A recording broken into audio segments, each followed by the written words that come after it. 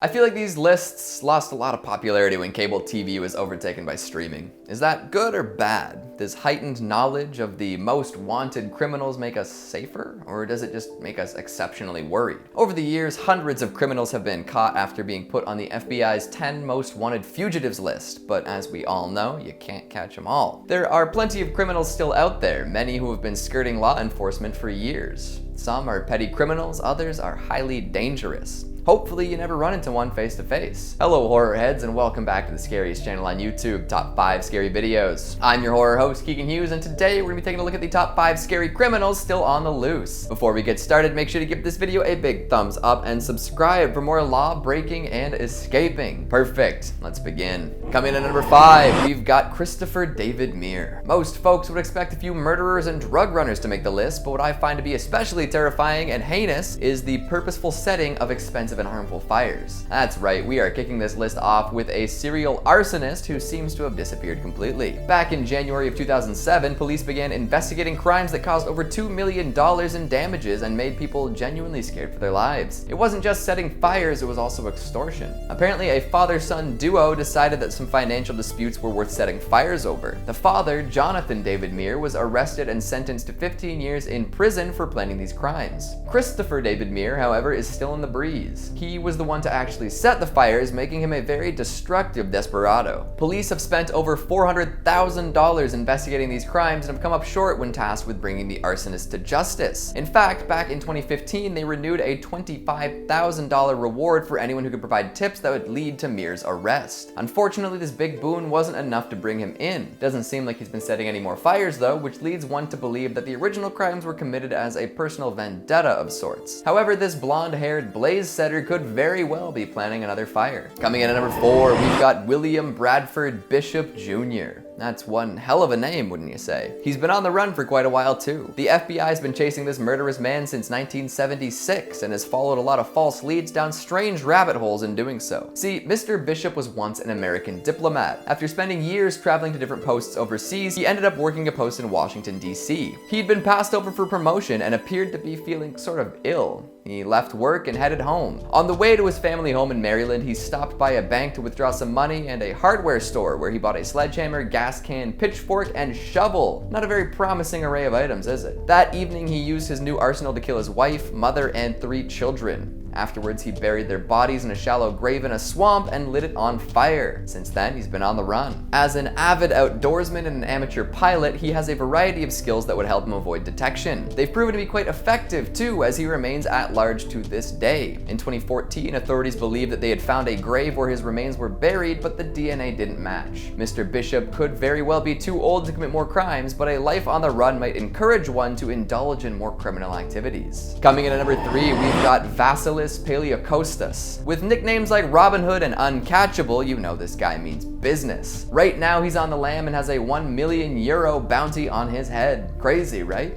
Well, you'd have a bounty like that too if you'd escaped the same prison twice, both times by helicopter. Yeah, that's right. This man escaped from the high-security Korydallos prison. 2 pals of his hijacked a helicopter, landed it at the prison, convinced guards that they were prison inspectors, and then picked up Paleocostas. The helicopter then flew the fugitive to a nearby cemetery where he hopped on a motorcycle and made a speedy getaway. 2 years later, he was recaptured and brought back to the prison. But guess what?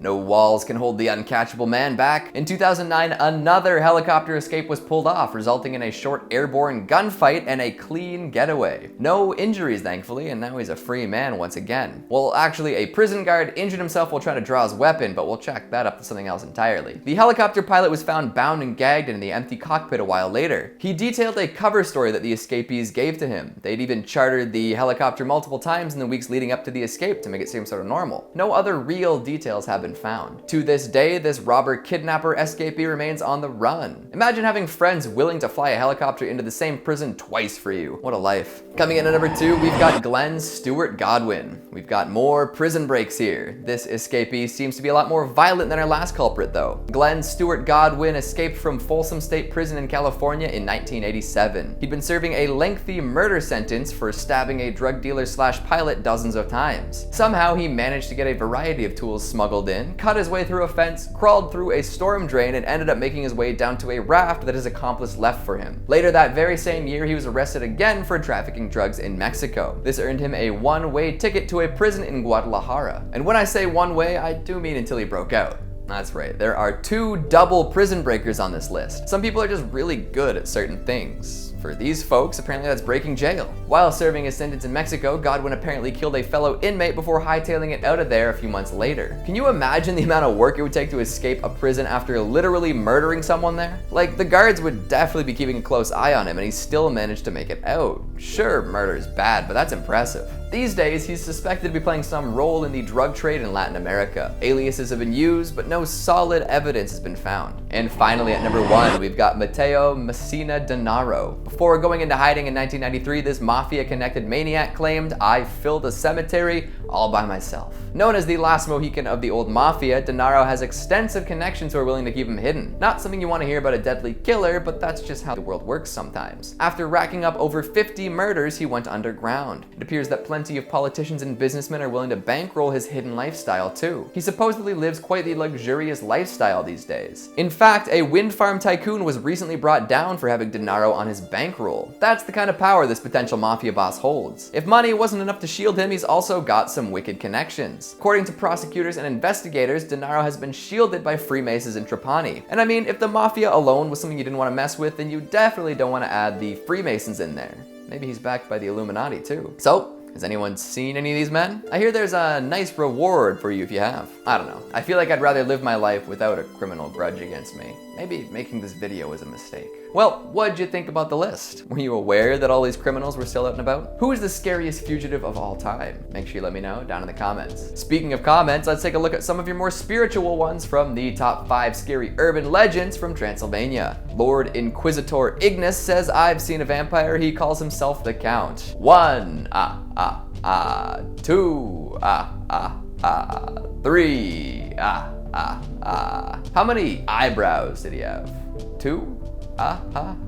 Elizabeth Perry says, "As a Romanian, this is a good list. Glad I could do you proud." Don Pandemoniac says, "Coincidentally, lemmings committing mass suicide by running off a cliff is also a myth." Yeah, didn't Disney documentarians encourage them to behave in that way to get the shot they wanted? Grimnir says, "Bow bow really sounds better in English. In Romanian, bow is the equivalent of boo, as in the sound you make when you want to scare a kid. So bow bow would translate to something like boo boo. Definitely not one of our better notions, but it used to scare me when I was a kid, so I guess it works. Yeah, boo boo sounds like what happens when you trip and fall in the grass." Sean Dyer says, "I'm not saying the Pied Piper was right in what they did, but I am loudly thinking it." Yeah, it would be insane to say that leading all the children out of town as revenge for their parents' cheapness is the right thing to do, but of course, you're just thinking out loud, right? And Dakota Spears says, "My favorite Transylvanian legend is the legend of Count Chocula."